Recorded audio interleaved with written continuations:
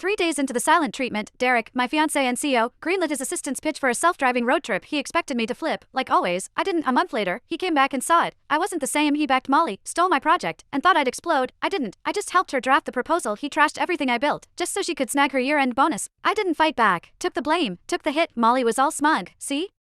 Told you, you can't go at Yara head on, give her the silent treatment. She folds, she's scared of losing you. That's why she's playing nice. Derek ate it up, called her smart, then he pulled me aside, offered a raise, a promotion, even a fancy wedding. First time he'd ever brought it up, but he missed one detail. He'd already signed off on my resignation while he was off playing Road Trip King, and I'd already dumped him. That was it. Clean cut, nothing left. Chapter 1, Yara, Mr. Cromwell.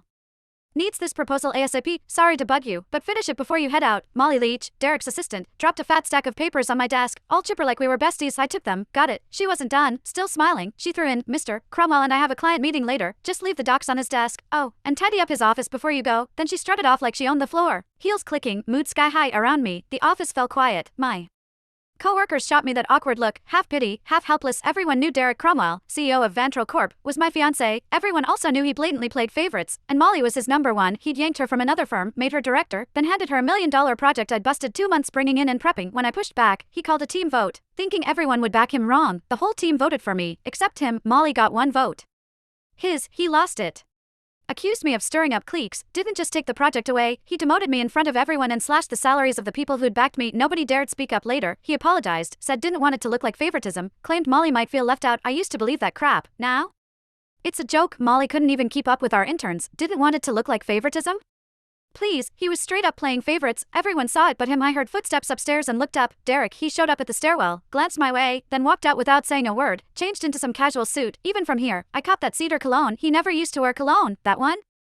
Molly's gift. Yeah, he knew exactly what he was doing. He'd been pulling this kind of stuff for years. It started after I found their goodnight texts. Couldn't stay quiet. I confronted him. Chapter 2. Derek said I was being petty. Then, like it proved some point, he used it as an excuse to make it official and moved Molly to work directly under him. The more upset I got, the harder he leaned in, dragging her to every social event, serving her food, even wiping her mouth at company dinners.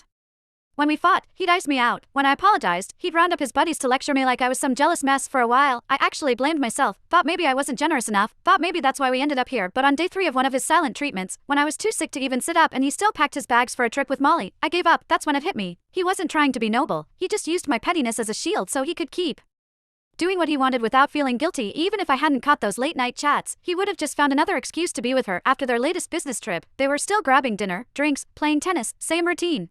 But something between them had changed. I could feel it. Not that it mattered. 5 years together, and it was done. This whole mess had dragged on long enough. I was the last one in the office, finishing up the proposal. Checked my phone. Molly had been busy posting candlelit dinner at some fancy spot. 2 plates of steak. Derek, all polished.